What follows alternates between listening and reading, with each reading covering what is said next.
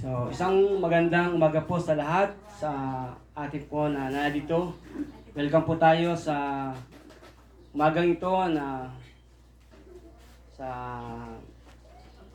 patuloy po tayo na mag-aaral po ng salita ng Diyos.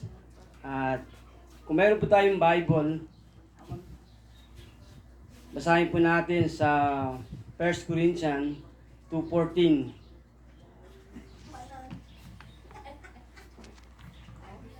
Sa mga mayroon pong Bible, basahin natin ang 1 Corinthians 2:14.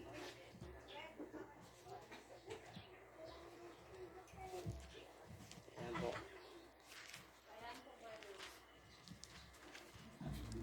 Wala. 1 Corinthians 2:14. Ganito po ang ating pong mababasa. Sa 1 Corinthians 2:14.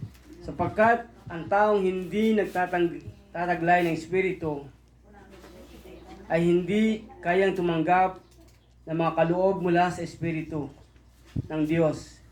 Para sa kanila, kahangalan ang mga iyon at hindi nila nauunawaan. Sapagkat ang mga bagay na espiritual ay maunawaan lamang sa paraang espiritual. So, yung verse po na ito, nagsasabi po na mayroon pong mga tao na hindi nila maunawaan yung mga salita ng Diyos dahil nga po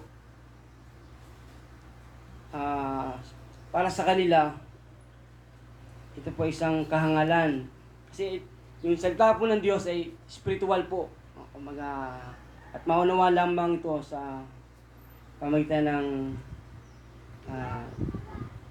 spiritual na mga bagay. So sa umaga po ito, atin pong pag-aralan yung knowing God, pagkilala sa Diyos, knowing God. At ang unang tanong po, how do we know God? Paano natin po makikilala ang Diyos?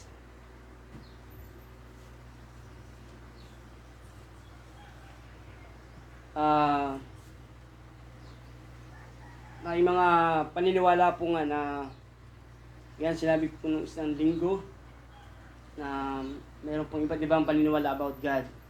May naniniwala na merong walang Diyos. May mga taong naniniwala na walang Diyos. O mga atheist. Meron pong naniniwala naman na walang Diyos. Maraming Diyos. Gaya sa India, marami po silang mga dinyo-Diyos. Yung mga kahoy, mga hayop, kanila pong dinyo-Diyos po nila. At meron ding isa pang paniniwala na merong iisang Diyos. So, ngayon po, ating nga pong kilalanin, how do we know God? Paano natin makikilala ang Diyos?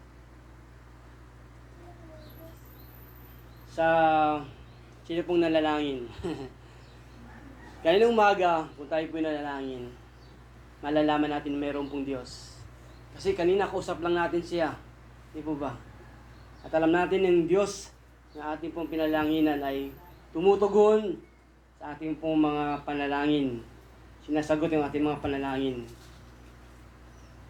So, tingnan natin po yung tatlong dahilan kung paano natin makikilala ang Diyos o pinapakilala ang Diyos. Una, sabi po dito, by human reasoning. Pamagitan ng human reasoning. Na bilang tao po, meron po tayong conscience na alam natin na mayroong Diyos. Na kahit yung mga nakatira po sa bundok, sila rin magsasabi na mayroong Diyos, mayroong lumikha ng mga bagay. Kasi pag titingnan mo yung mga paligid po natin, siya po yung magdi-declare na mayroong Diyos kung sinong lumikha nito, ng mga bagay natin nakikita.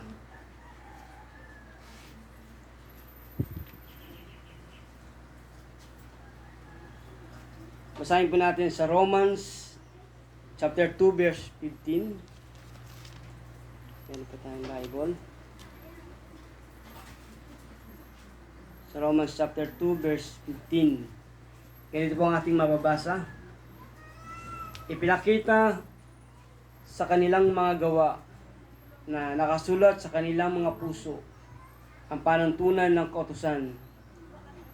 Pinatunayan din nito ang kanilang budhi, sapagkat kung minsan sila'y sinusumbatan nito, at kung minsan na sila'y pinagtatanggol nito sa kanilang isipan. So, binanggit po dito yung budhi nga. Sabihin, sa pamagitan ng ng yung budhi, na ito yung magsasabi na mayroong Diyos.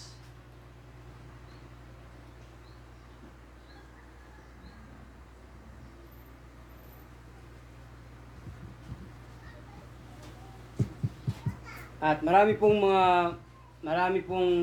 ang scientist din po mayroong mga paliwanag about bakit paano nilikha ang mundo. Yung existence ng God. Yung tawag po nilang evolution. Pero yung paliwanag nila ay hindi po sapat, kasi tanging po yung Bible lang po ang makapagpapatunay na ang Diyos ay yung lumikha o yung manlilikha. Di po binanggit po sa Genesis 1:1. In the beginning, God created. Makita po natin na yung Diyos ay lumilikha siya, manlilikha.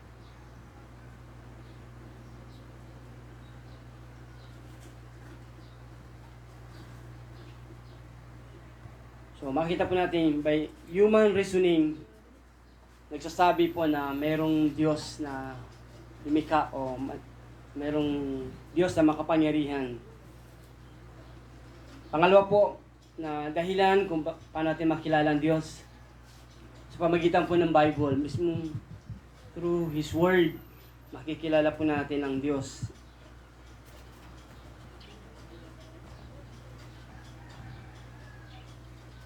Pag binasa po natin in John 3:16, diba, yung for God so loved the world that He gave His only begotten Son.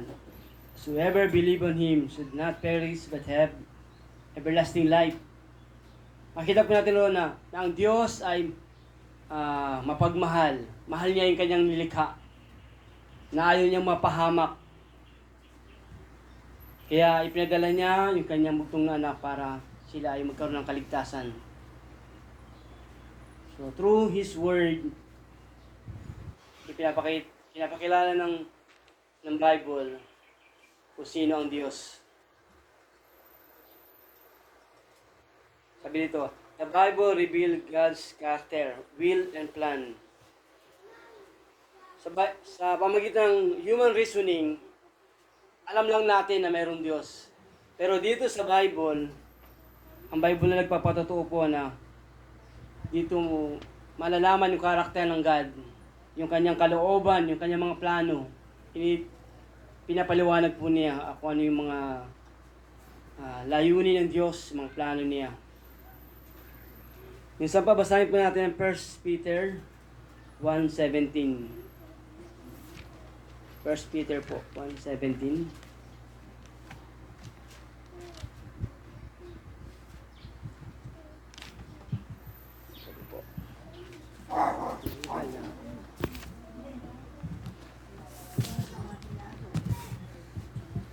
First Peter 1:17. Ganito po ang ating mababasa. Walang kinikilingan ang Diyos. Hinatulan niya ang mga tao ayon sa mga ginawa nila.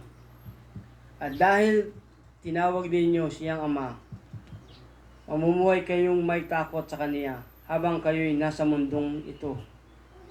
So, pinapakita po ng verse nito na ang Diyos ay humahatol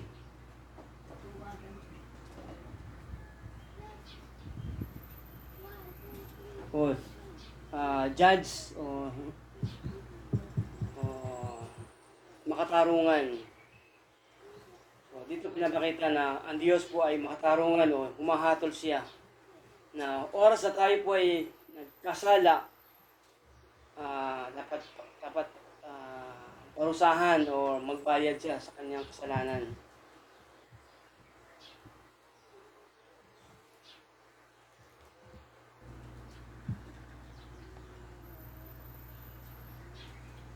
So, ang Bible po ay pag pinag-aralan po natin, marami po tayong matutuklasan about God. At ang Bible nga po yung pinaka best yung authoritative natin po na pwede nating gamitin o panghawakan about God. Kasi po meron po mga religion na ibang religion, tinuturo po rin nila about God. Pero tanging sa Bible lamang po, meron po siyang sinasabi po dito na Christian belief provide the clearest revelation about God. Yung tanging Christian religion po ang meron pong malinaw na pagkakilala sa Diyos. Kasi yung iba, meron mga religion po, pinag-aaralan nila rin about God. Pero ito ay based sa kanila pong experience o doon sa mga leader po. Hindi nila ginagamit yung Bible. Meron po silang sariling book na basihan na contradict naman po sa Bible. So, yung Bible po ay ito po sinulat po siya ng mga propeta na hinasihan ng banal na Espiritu ng Diyos para maisulat yung mga aklat o mga gustong paggawa sa atin ng Panginoon. Basahin natin 1 Peter 1:21. Ano ba?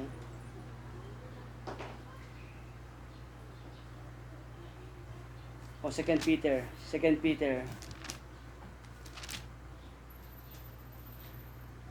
2 Peter 1:21. Sapagkat ang pahayag ng mga propeta ay hindi nagmula sa kalooban lamang ng tao. Ito'y galing sa Diyos at ipinahayag ng mga taong nasa ilalim ng kapangyarihan ng Espiritu Santo. So habang sinusulat nila yung aklat, sila po ay pinapatubayan ng banal na Espiritu na kailangan tama yung kanilang kasi minsan pag nadinig mo iba yung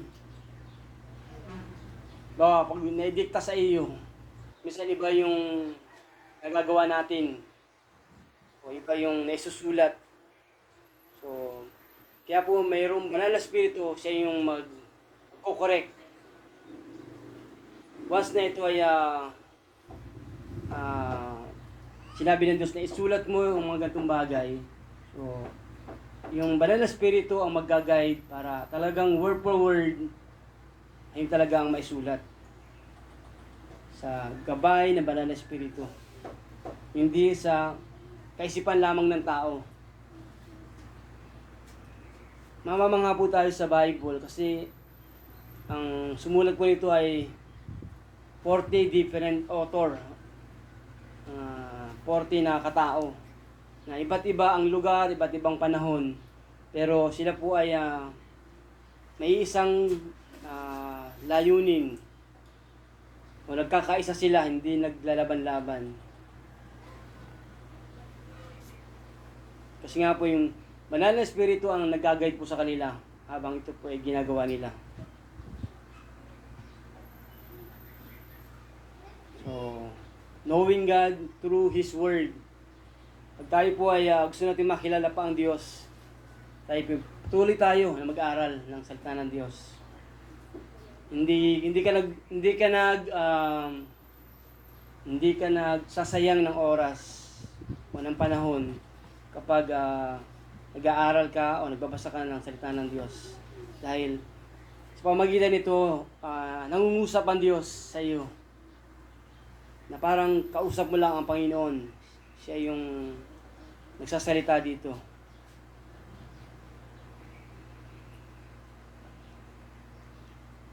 Pangatlong dahilan po, how do we know God? Una, by human reasoning. Pangalawa po, by the Bible o Scripture. Pangatlo po, by Jesus Christ. Mismong si Jesus po ang nagpakilala sa Ama. Basahin natin John 14. John 14:7.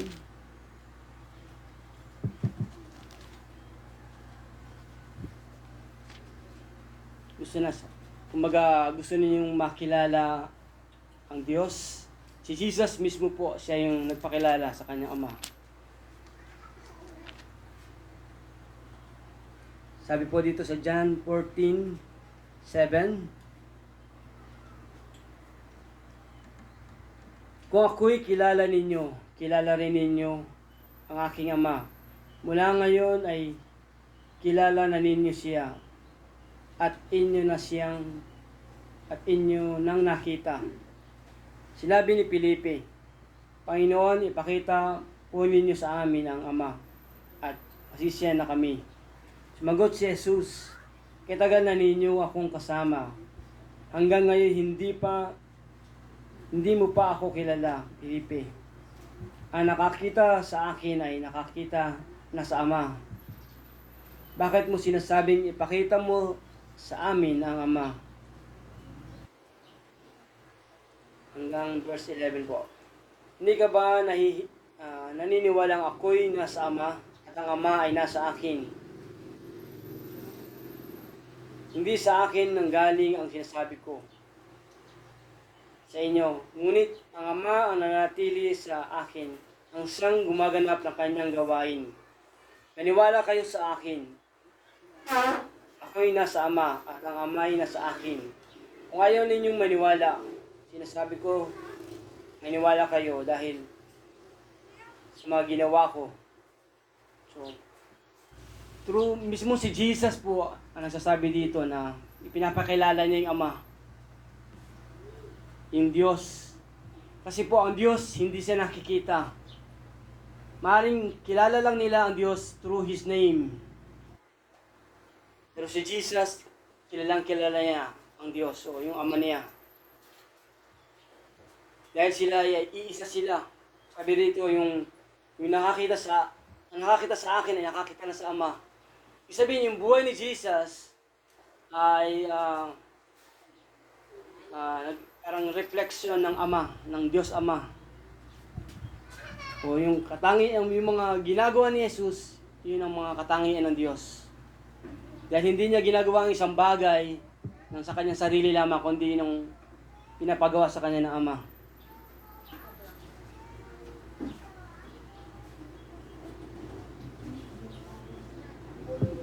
Jesus revealed who God is as a Father.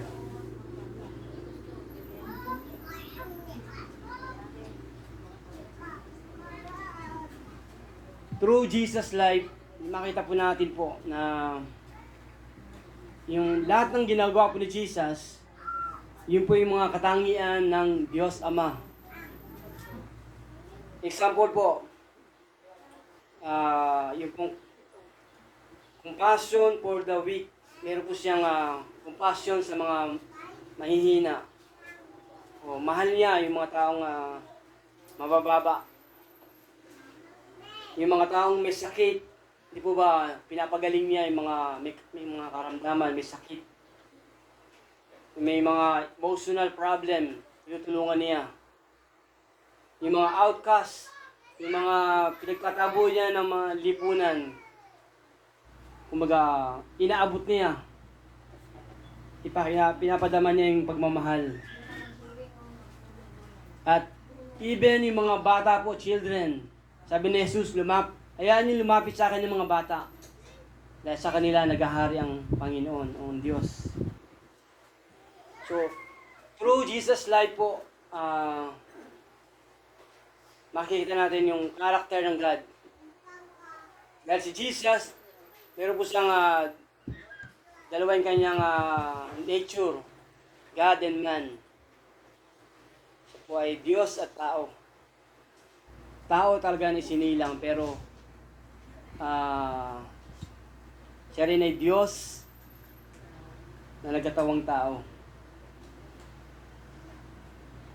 Parang mahirap siyang unawain, pero yun po yung totoo, dalawa yung kanyang nature niya, God and man.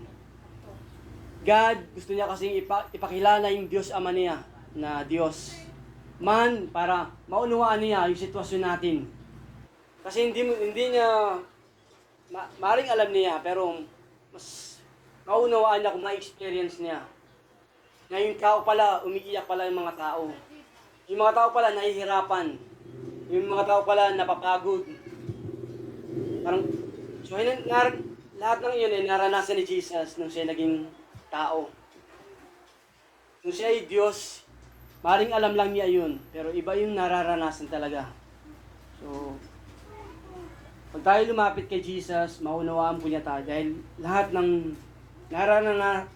naranasan natin, naranasan niya. Ano pa po yung makita natin? Offer eternal life. Ang Diyos po ay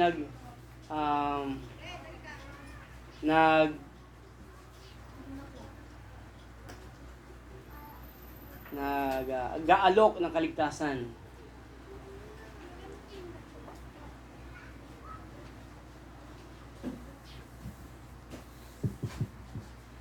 Makita natin ang isa sa gusto ng Diyos. Bakit niya ibinigay po sa atin yung Bible para tayo po ay magkaroon ng kaligtasan. Dahil alam niya from the beginning, mula po nung tayo po ay nagkasala yung ating unang mga magulang, sina Eva at Adan. Gusto niya na tayo po ay patuloy pa rin na makasama ng Panginoon. Dahil nga mahal po tayo ng Panginoon. Kaya inaalok niya ang tao ng kaligtasan. Basahin po natin John 6:40. John 6:40, basahin po natin.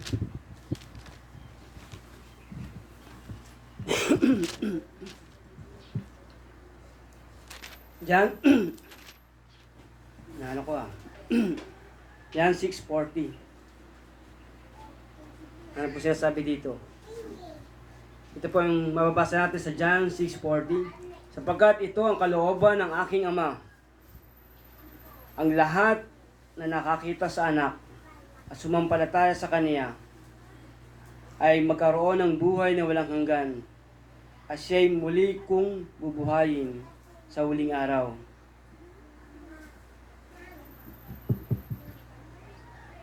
So, ipinapakita rito yung kung ano yung gusto ng Diyos, what God want. Yung kalooban niya. Sabi po rito, may binanggit dito yung kalooban.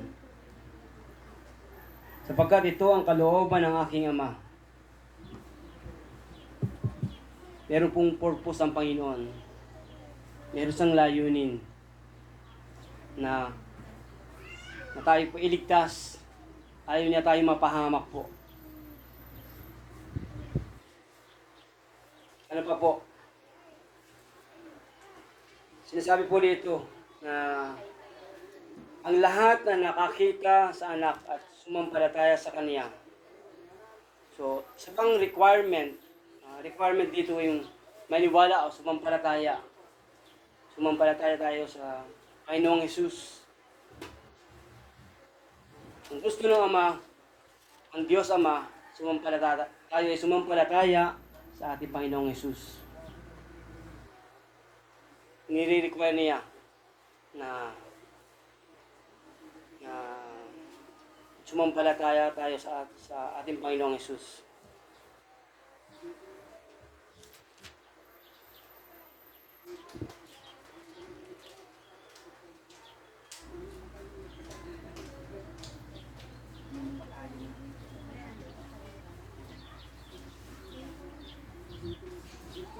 Ano pa po makita natin? Magkaroon ng buhay na walang hanggan. So, eternal life. Ito nga yung plano niya. Tayo po yung magkaroon ng buhay na walang hanggan. And panghuli,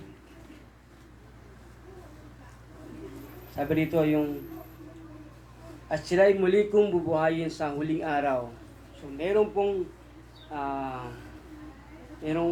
binabanggit na huling araw. So, pinapakita dito na merong end na dapat tayong paghandaan.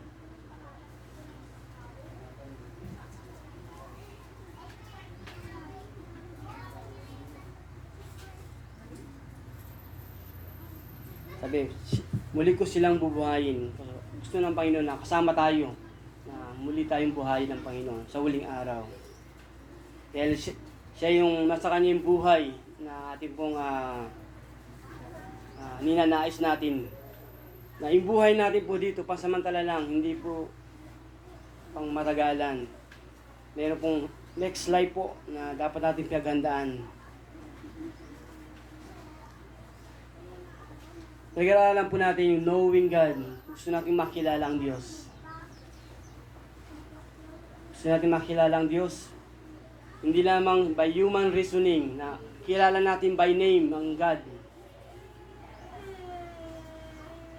Through His Word rin po, nagpapakilala ang Diyos sa Bible. Kung tayo po yung mag-i-spend ng time, magbasa ng Bible, mag-aral, marami tayong matutuklasan about God. Dahil nga po siya ay nagpapakilala sa atin. Gusto niya ng Panginoon na makilala natin siya. Hindi lang by name, but by His character, will, and plan. Pamagitan ng Bible, makita natin dito mga plano ng Diyos, yung kalooban niya, yung gusto niya na, yung nire-require niya. Malaman natin dito sa Bible na mayroon palang requirement ng Panginoon na dapat ginagawa ng mga tao. At isa pang dahilan para makilala natin ang Diyos through the life of Jesus. Mismong si Jesus po ang nagpakilala sa Ama. Through His life, makikilala natin ang Panginoon o ang Diyos Ama.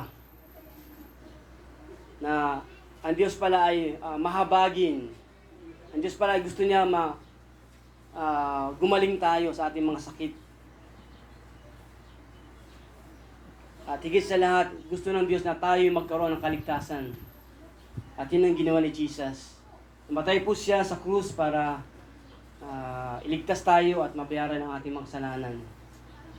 Through His grace, yung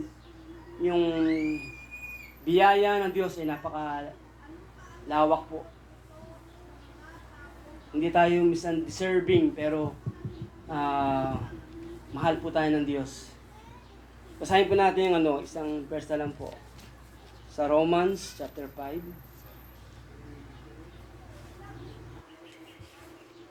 Romans chapter 5 po. 5:6 hanggang 8 po. Sabi po dito sa Romans chapter 5 verse 6, sapagkat noong tayo'y mahina pa, namatay si Kristo sa takdang panahon para sa makasalanan. Mahirap mangyaring ialay ni Numan ang kanyang buhay alang-alang sa isang taong matuwid. Kahit na maaring may mga has na gumawa nito, alang-alang sa isang taong mabuti. Verse 8, ngunit pinatunayan ng Diyos ang kanyang pag-ibig sa atin nang matay si Kristo para sa atin noong tayo'y makasalanan pa.